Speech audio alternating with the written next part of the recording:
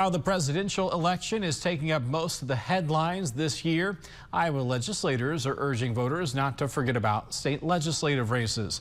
Iowa State Capitol reporter Connor Hendricks has a look at how Democrats are planning to take back some seats in the Hawkeye State.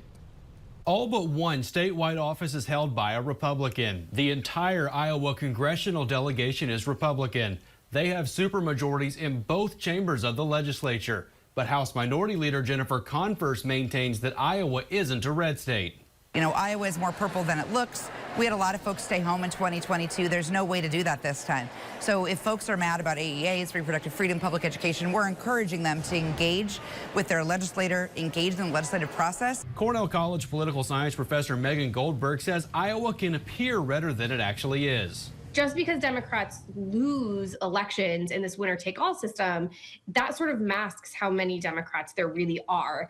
And I think, she's sort of hoping that when we get down to a more granular level and we're looking at House districts, state House districts, that you can get sort of a lot more Democratic representation. Converse is hoping Democrats can win back some seats at the State House. The Democratic Legislative Campaign Committee is spending $10 million nationwide to flip seats. Converse, who sits on the board of the DLCC, says they've noticed a pattern of when Republican policy can't pass at the federal level, it gets run through the state legislatures.